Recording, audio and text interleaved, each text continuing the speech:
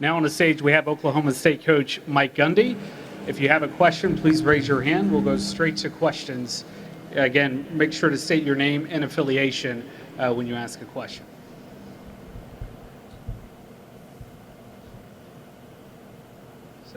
Well, that was easy. We're out of here. Got one here, left center, second row.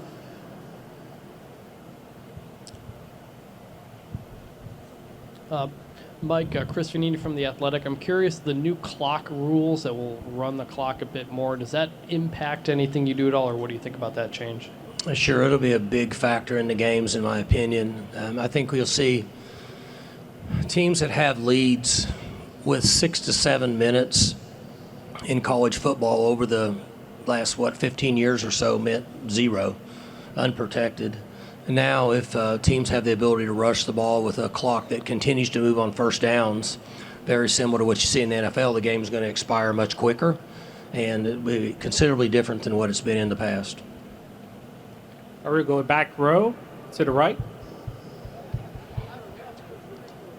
Hi, Mike. Alex Walker with Channel 9 in Orlando. Just what are your thoughts on UCF joining the conference as one of the newcomers, and also your trip to Central Florida in November? Your thoughts on that? Well, I'm very for the 4 teams that are coming in our conference, and I think they're all awesome for the Big 12. As I've said before many times today, I think that we have a lot of things to be excited about. I think we have the most innovative commissioner in all of sports right now. And I know that UCF is excited, and Coach Malzahn and his group.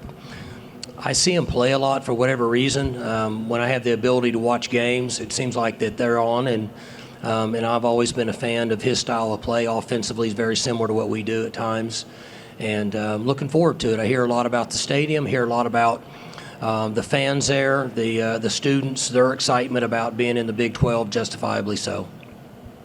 We'll go to center right, mid row.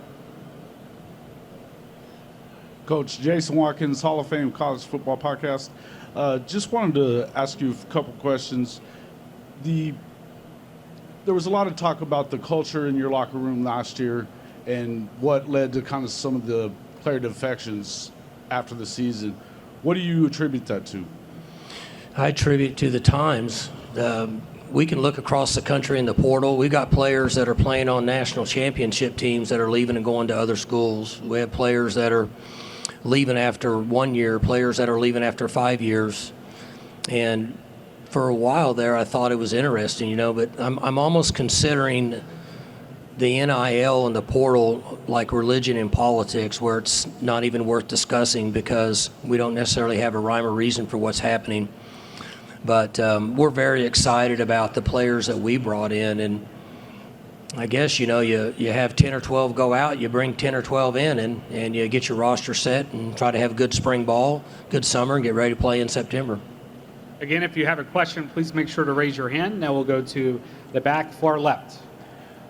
So on that note, Trace Ford, he did great things for your program, gave a lot to the program. Over the offseason, he transferred to your rival, which is somewhat unprecedented. What did you think about his decision, and can you just kind of speak on him for a second? I think it's like anything else. Nothing surprises him anymore in college football. And he was at Oklahoma State and, had a good run early in his career. He was hurt the last few years at our place, so we didn't get to see him play much. But hopefully he's healthy and he can finish his career strong. We'll go to the far right, middle row. Oh, the mic's off. Please make sure to state your name and affiliation. I believe that one's dead. We'll go back to the far left.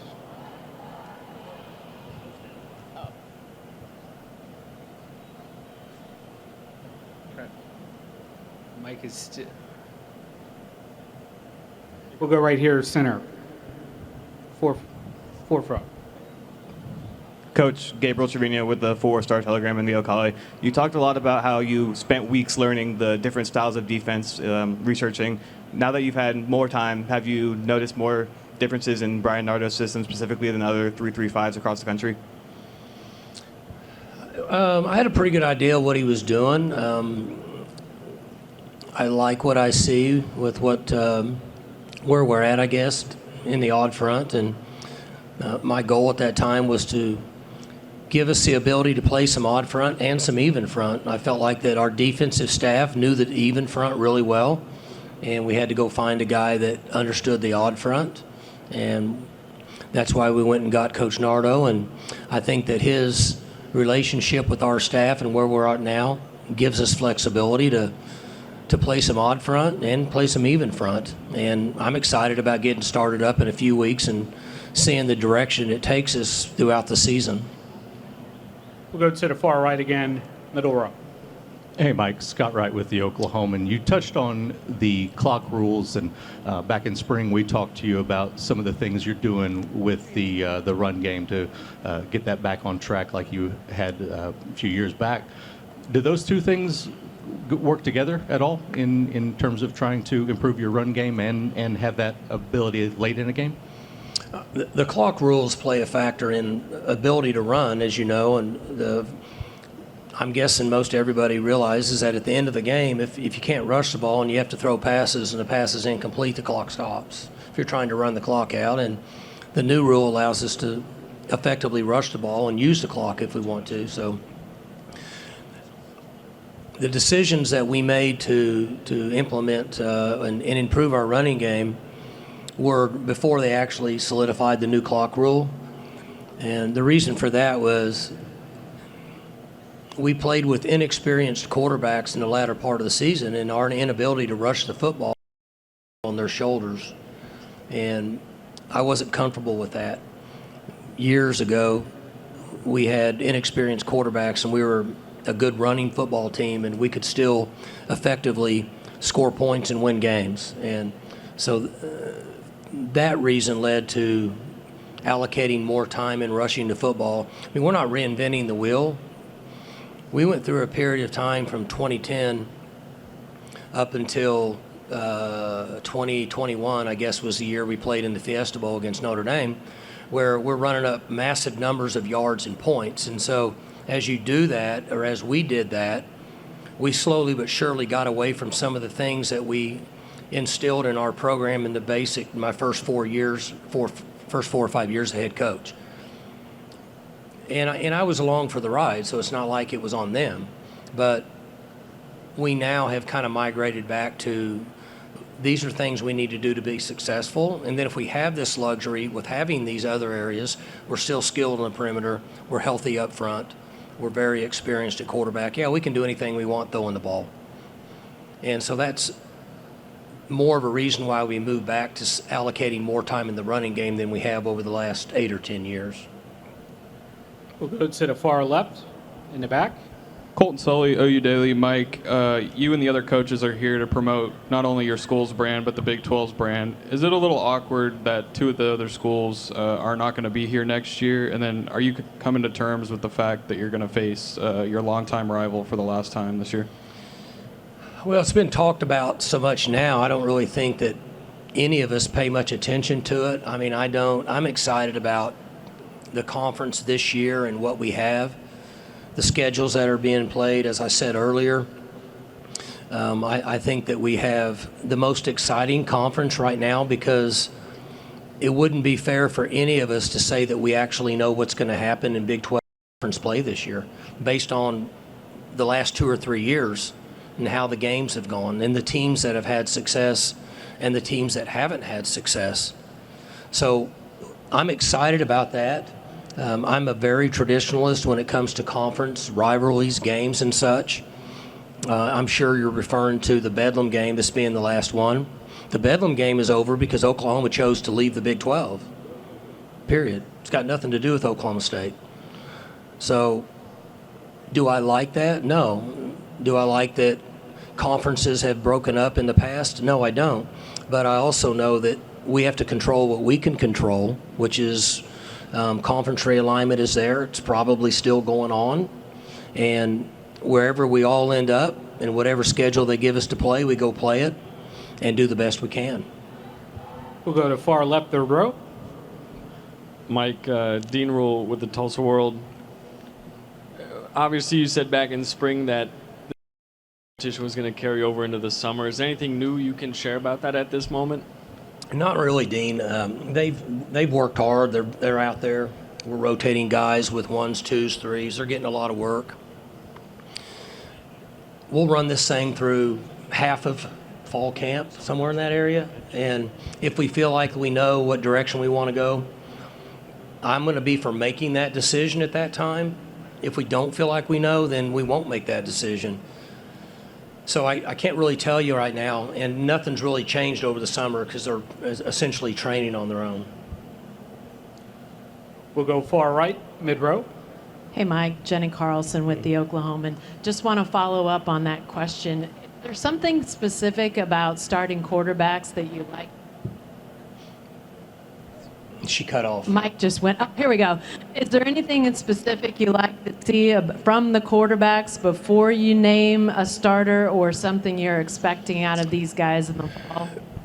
Oh, not really.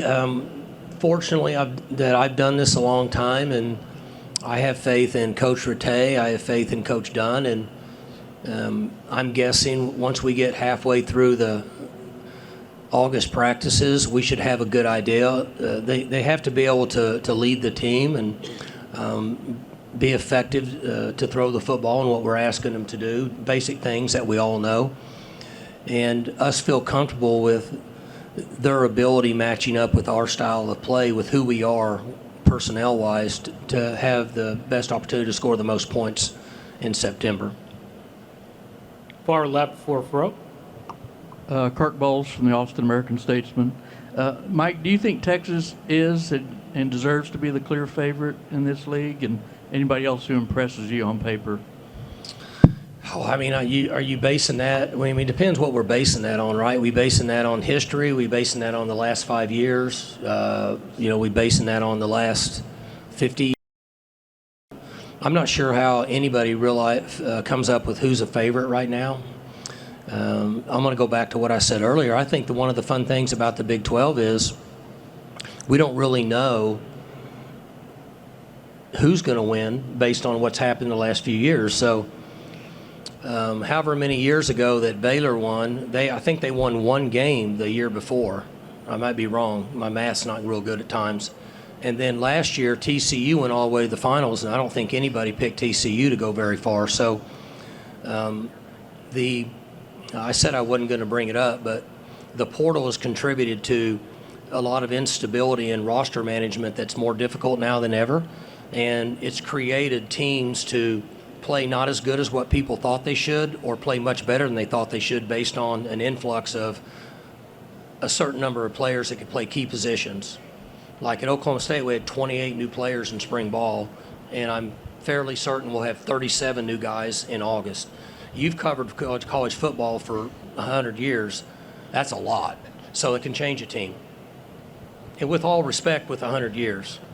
You and I have been here this many years. You're in the ballpark. Yes, sir. We'll go center right, in the middle.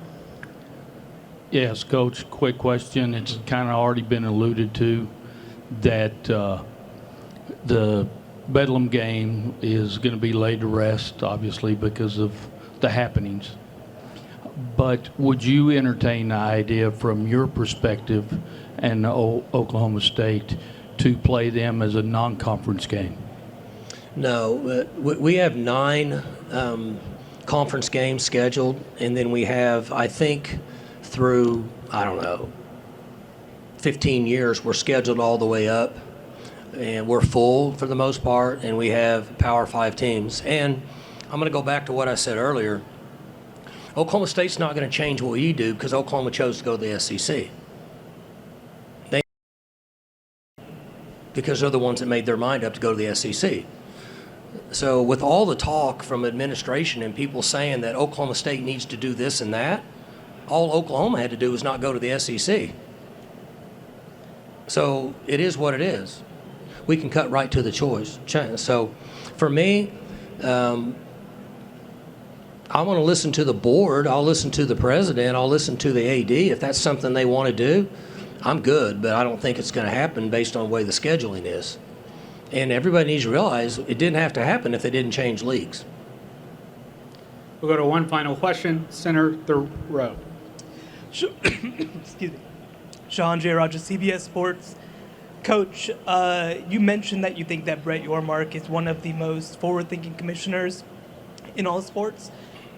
What kind of makes you say that? Can you kind of expand on that a little bit? So I've been fortunate enough to have really good conversations with the commissioner since he took the job, whenever that was, throughout the fall, throughout the spring, as recently as 5 days ago. We have good phone conversations. We talk about things that, in my opinion, are smart because he's new to this. His background in all the different things he did provided him with a very thorough resume for taking this conference to a new level. And when I listen to him, I think people that listen to other people and then make decisions are smart versus just making decisions. And I think that he listens and wants information, and then he makes decisions based on information he gets. And I think that he understands marketing. He took our conference and tied it in with ESPN and Fox all the way through 2031. That's the most important thing, in my opinion, that he could have gotten accomplished to solidify our conference financially. Because without that, we don't have anything. Now he's been involved in a lot of other things, and I think that in the foreseeable future we'll see different groundwork he's laid. And he wants to work daily to make this conference stronger than ever 5 years from now and 10 years from now and 15 years from now. He's not just thinking about tomorrow. So I like that. I think that's smart. I think in his business, and I don't know jack about his business, but I think you have to be on the move all the time, and you have to have your eyes peeled, and you got to be a wheeler and a dealer, and I think that's what he is. I just think he's the most innovative guy, innovative conference and commissioner there is right now. Thank you, Coach. But I've been wrong before. Just ask my fans.